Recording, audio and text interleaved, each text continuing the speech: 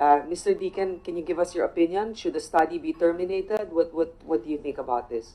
I agree with the fact that the cap shouldn't be there, because I also believe that we are in we shouldn't even be looking at this anymore as a transport issue. My recommendation would be starting to look at this through the lens of a health crisis, because people are genuinely suffering out there. This is no longer just a situation that can be solved with the machinery that we have with transportation, because it is evolving so fast. We've seen in 2.5 years, the only thing that came with that was a monopoly. I'm sorry to say, but that's really what happened. And that's not good for the consumer. And now we find ourselves in the exact same situation. The only difference is 2 wheels versus 4. And we're trying to implement the same ideas and expect a different result. That doesn't work. It really, if we've learned anything from that, is that we should evolve. Times are changing. Peoples are changing. The law should change too. It's there to serve the people, not the other way around. We always talk about progress, and I cannot blame also our board members over there, because we are talking about progress, but we're chained to the past with a law that was drafted in 1936, or at least passed in the Public Service Act that is under RA 4136. That could have not possibly predicted the situation that we're in today, which is the need for motorcycle taxis. If you're asking my personal opinion on behalf of the riding public who I consult with every day, do I think motorcycle taxis are a good idea? Absolutely not. I think it's an awful idea. I think the mere fact that we're discussing this as a viable alternative speaks more about the failure of an option to provide a safer option. But it's not about what I think. It's not about me. It's about what we need. And right now, we need this. This is why I would like to frame it as a health crisis, because if we frame it as a health crisis, we could look at ANCAS and the new players as some kind of alternative medicine until we get our act together. Because right now it is filling a need, and it is actually alleviating suffering. That is why we really need to look at it with the urgency of a health crisis, because people are genuinely suffering out there. And when you talk to us about safety, we understand there is an issue of safety. But when somebody rides an ANCAS, I don't think that's absolutely their first choice. No offense, George. It's just because if given a choice, we would all probably rather be in the back of a 4-wheeled air-conditioned vehicle. But if you ask the same person, would you rather ride the back of a 4-wheeled vehicle for 3 hours versus 45 minutes on the back of an ANCAS, all of a sudden it changes. We now need to reevaluate our time and set it against safety. And we make that decision.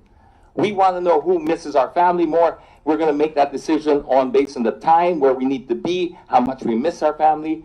This is why we cannot have other people decide that for us, because we're in a crisis. If you say it's not safe, well, you could also make the same argument about 2-minute noodles and sardines. Is that a great diet to have? No.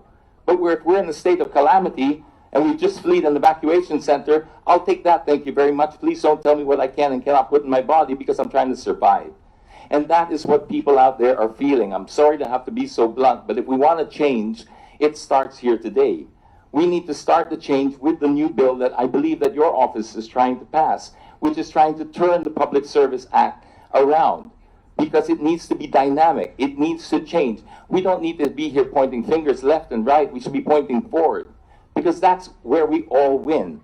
Pointing forward by having a law that keeps up with the times and understands that there is this need. Hopefully in 5-10 years' time, when there's a subway, we won't need this anymore. That's my dream, is that we don't have to ride motorcycles as taxis, but right now we're kidding ourselves if we think that we could regulate our way out of this mess. We cannot regulate our way out of traffic in the same way we cannot regulate people's suffering. The people are hurting out there and they have nothing left to lose, and this is why they're desperate. And this is why I'm taking this tone. I'm sorry if it offends anybody, but I'm taking this tone because we are desperate, we're hurting, and we're looking to our legislators now to ease that suffering for us, ease that pain. Please, it all starts with change.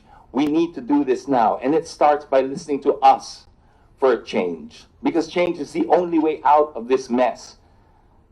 Change is going to open a brand new door, and the only question left is, do you believe that the Filipino is worth changing for? Thank you, Mr. Deacon.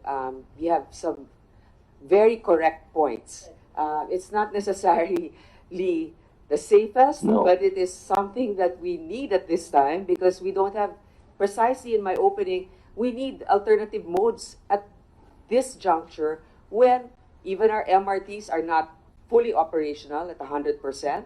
Our LRT is not also 100%, and we're still in the face of groundbreaking for our subways. So, in Madam the Chair, may I meantime, just add one last thing? If we Sure. think that we can, this is not happening already, the unregulated community, the habal-habal community, is growing at an exorbitant rate.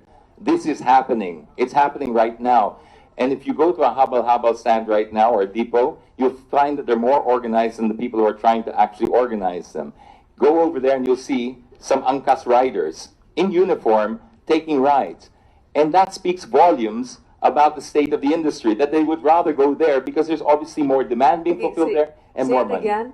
They're more organized. Well, the people, yes, the illegal sector are more organized than the people trying to legalize them. I'm sorry. Quote of the day. All right. Mr. Deacon, go ahead, please. Thank you again, Madam Chair. I think I'm not the only one who sees the irony here that while we're talking about safety here, it's the indecisiveness that's killing us. And traffic is a very serious thing that we should be declaring a war on. This should be of utmost concern. I think it's the greatest threat in the Philippine economy right now is traffic. We're literally grinding ourselves to a halt.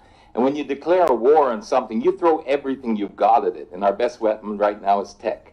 But yet we're being held back by rules of engagement written 80 years ago, and we're doing the equivalent of bows and arrows or sticks and stones when our enemy is nuclear. I'm just using these metaphors because traffic is so dynamic and it's moving at a pace that none of us can keep up with.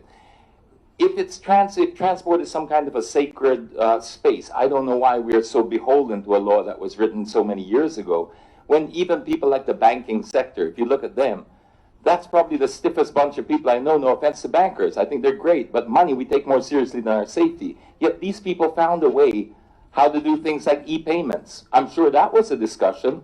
I'm sure there were problems there too. But I don't remember rallies on the streets. I don't remember hashtags saying save RCBC or something like that. We never went through Senate hearings and stuff. We just automatically one day woke up with e-payments. We could say the same thing about the telecoms industry. When Viber and WhatsApp came in, I'm sure that threatened their position. But for the greater good of the public, we somehow just made it happen. We made bigger things happen there. This is what we should be doing to the transport sector because traffic is a disease and we need to fight it. It's a man-made disease with man-made solutions, and those solutions, I believe, are resting right there in the bill that you're trying to pass. Thank you, Mr. Deacon. Actually, you made quite a point there. If the agency, the bureau, the department is really bent on solving the problem, then they can take proactive steps because, in fact, there's a Department Order 2015-11 to promote mobility, which allows the DOTR to classify other modes of transportation if they really want it. But they want an ironclad thing, supposedly, either that or they're just prolonging the process. Fine, we are going to legislate just to clarify the situation. But again, thank you, and I think now we will proceed with Mr. Reyeca. You have a presentation, sir?